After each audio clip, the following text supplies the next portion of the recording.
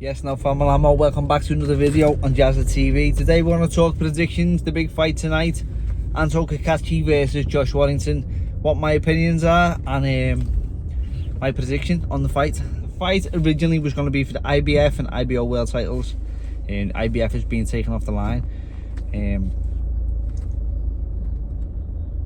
A bit of a shame, really. It's a shame, but I was shocked that Warrington could get back in there for the world title. I think he might have won one fight. In his last 5 fights, he's won one. And he's moved up a weight and he's fighting for the IBF world title. Now, the IBF are the most stringent out of all the world title governing bodies. They don't bend for no one. They won't be bullied off anyone. They take no shite. And if your mandatory's up, do, and you don't box, they'll take the belt off you no matter who you are. And I like that because they will not be corrupted, and I like that. That's what boxing needs. Now, is it the world title to hold? You know, I think it's a fabulous world title. You can't put more than £10 on if you're going to fight for the IBF. Now, it does need updating because you can have a flyweight who flyweight gaining £10 and a heavy a cruiserweight gaining £10. It doesn't make no sense, you know. It should go by a percentage of body weight. Now, that's the only bad thing. I've got only a bit of criticism I've got to say about the IBF, but they're very, very integral in how they keep the belt. Now, a lot of people don't like it, and especially when it goes against you, it's not fair, but they are very fair. The IBO rankings are very good. The rankings of the IBO, so you could be number 1 in the world with the IBF, and you won't even be in the WBA rankings or the WBC rankings. With the IBO, it doesn't quite work like that. You can have all the world champions in the rankings for that belt, as well as their own champion, and you also name and make it clear who is the champion in the other governing bodies when you look at their rankings. It's a different type of rankings, and I like it. But yeah, hey ho, the belt's on the line. But that being said, people have a short memory. I only know this because I was involved in this not long ago. Josh Warrington was the world champion, featherweight world champion with the IBF. Kid Galahad was number 2 and I was number 3 behind Galahad. Warrington didn't want to fight Kid Galahad. He tried to manoeuvre opponents around and get himself in somebody else who wasn't Galahad. He didn't want the rematch with Galahad. He vacated. He thought he was bigger than his belt, and his career sort of declined after that. After he did that, therefore Galahad was number 1 then, and I was number 2, and then we fought for the world title. Warrington beat Galahad. Galahad beat me. I beat Lee Wood, and Lee Wood beat Josh Warrington. It's funny how styles make fights in boxing. That's why I always call for that fight with Josh Warrington. But anyway, back not about you, Jazza. Always about you, for fuck's sake, Jazza. I was always about you. But anyway, so tonight it's going to be the IBO world title on the line. Another one about you, Jazza. Let's talk about Jazza once again. Last year, I was doing an IFL interview. Was it IFL? No, it was Boxing Social. Charlie Parsons turns up with a camera in a Liverpool Albert Dock. Eddie Hearn kindly turns up for an event, a charity event, to support John May's walk from top of UK to the bottom. Anyway, at the time, I was standing by Eddie, and Parsons turns up, and Mauricio Lara had just beaten Josh Warrington, and I had the IBO world title. And Charlie Parsons said to Eddie, what about Jazza versus Lara? And Eddie said, well, he's only got the IBO, it's not a real world title. And now the other day I was watching an interview, and Josh Warrington said, if I win this IBO world title, I class that as 3-time world champion. And Eddie said, of course it is, yeah. So the rules aren't the same for everybody, it seems. But anyway, for fuck's sake, enough about you, Jazza. Are you harbouring resentment or something there, James? No, I'm not. I'm just talking facts here anyway, family. So the fight tonight, Anto Cacace, he's done amazing for Irish boxing. Absolutely amazing. I based in Ireland, I've been for the last few years, and I know people who know Anto, train with the same people who train with Anto. Don't know Anto myself, but I see the communities that he's just the community man. You can tell he's a down to earth person. He's inspired Belfast, all the fighters in Belfast, all the kids. I can't imagine the amount of kids who said I'm going to go into boxing because I want to be like Anto. I think he's done amazing. I haven't got a bad word to say about Anto Cacace. I haven't got a bad word to say about Josh either. But that being said, Cacace is something special, and I like the man for what he's done, and he's just a fighting man. Honest, no bollocks, just gets down to business, and he's a fighting man. And it was nice to see him get a shot and prove himself to be worthy of being a world champion and a unified world champion. Now he's got the IBO.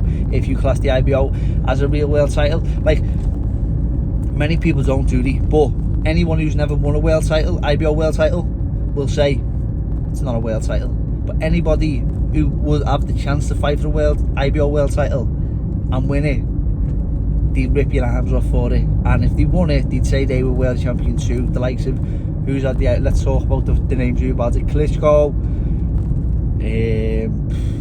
who else has had the IBO world title? I think Ricky Hatton had it. Usyk, Tyson Fury, all these names have had the IBO world title, you know what I mean? So if anyone says it's not a world title, I don't think they're really in a position to say they are, or it is or it isn't, if that makes sense. When I won the IBO world title, it was a privilege and it was an honour.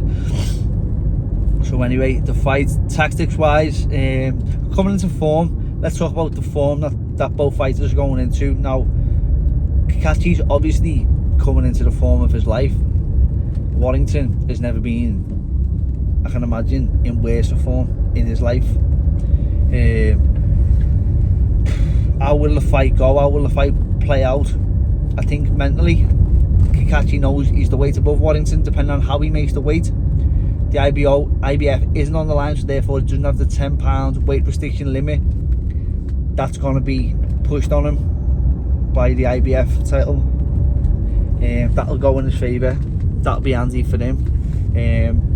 Warrington, with the weight, I think Warrington's been a super featherweight undercover all this time. I think he's been trapped into making featherweight, and he's had to make featherweight because he's got opportunities at featherweight, and I don't think that if that weren't the case, I think he's moved up a long time ago. So therefore I think it will also benefit Warrington. Sometimes it's not about who's doing the most, sometimes it's about who's not taking the most, who's taking the least out of himself, because that's what it can be like sometimes. So going into the fight, I think it'll be a fight of two halves. I think that Cacace, I listened to a few podcasts and stuff like that with him and his mates talking, who are my mates, and he was talking about how he he's not known for being a hard trainer. He's known for arsing around, you know, in the gym. That's what they said anyway. He's not interested in giving it his all in training, and that's what type of fighter he is. Now it makes me laugh, doesn't it? Someone who's a world champion, and that's his mentality. I'm not too sure if he's giving us all now or he's just still I don't know, I'm not too sure. But anyway, I think that him getting a success against Joe Cordina, I think he thinks that, I don't know what he thinks, do I? But I'm assuming that he's just going to say, you know what, I'm just going to knock you out. I'm going to go out and I'm going to knock you out. Now, how vulnerable is Josh Warrington right now? Coming off his last loss, and he's been flattened a few times, Warrington, in his last few fights. So it's obviously going to be a question in Josh Warrington's mind. Am I chinny? Why is this happening? Because you can ask questions like that. Like I'd never 92 fights all in all. You fucking going on about yourself again, Jazza. 92 fights all in all. No, 98 fights all in all. For the first 92 fights, I've never had a cut. My last 6 fights, I've had 4 cuts. So I've had about 50 stitches within my last 4 fights. Never having a cut with like 20 years prior to that. So it's odds in it. Now Josh Warrington, now going into a fight, will I start thinking, am I going to get cut again? Truth is, I have to just tell myself, I'm not fucking arsed. If I get one, I get one. If I don't, I don't. Who's arsed anyway? I'll just carry on. But Warrington, he's been getting put over the last few fights, and now he might be going into a fight now just thinking, if I get it, am I going over? Because I believe the chin is half in the mind as it is. So who knows, is Warrington chinny in his own mind? He develops a belief that he's going to go over as we get to it. Cacace, I think Cacace is going to come out strong, but I think Warrington's going to have to he's going to have to take a bit of stick off Cacace. If he can stand up to that stick, I think it's going to be a different story. I think the fitness is going to be with him, and the stamina will be with Warrington, the durability will be with Warrington, and I think that if the fight does go into the second half of the fight, I think that it's going to be Warrington's fight, the later rounds. I believe that the earlier, I think if I'm going to give two predictions here. I think Cacace can knock Warrington out, but I think Warrington can actually stop Cacace and burn him out fatigue wise. They're my predictions. I think if the fight goes back past 6 or 7, it's going to be Warrington's fight.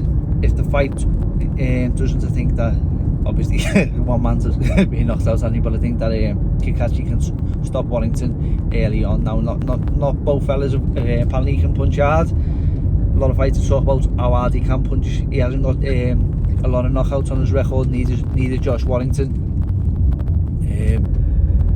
So it's probably not the punching power, probably more like they're putting the punches together. Maybe I'm not too sure on why that is the case. Maybe that he just has a tough road coming through, and a lot of the journeymen were tough and durable. Maybe that is the case. Who knows? And that's why the knockout percentage is lower than you would expect from world champions. So yeah, I'm sure it's going to be a great fight. Best of luck to both men. Would I like to fight the winner? I'd love to fight the winner. For reasons being, Warrington swerving me last year, Eddie asking me to fight Warrington, Warrington himself saying no to the fight. That's one reason. I still can't let that go. And the other one with Cacace, why I would like to fight Cacace, is because all the time I spent in Ireland, I'm never getting to fight in Ireland. The last time I fought in Ireland was the Dublin Stadium when I was an amateur, so I would love to fight in Ireland. There's a lot of people who've always supported me from Ireland, so yeah, I would like to have a big fight in Ireland, whether that be Cacace, Michael Conlan, anyone from Ireland. I would love to fight over there because they are real fighting fans. So yeah, stop rambling now. Best of luck to both men. It's on an amazing show. Dubois, AJ, top of the bill. That's one of the fights. I'm not going to give a prediction on them guys. That's one of them where I don't want to see a loser.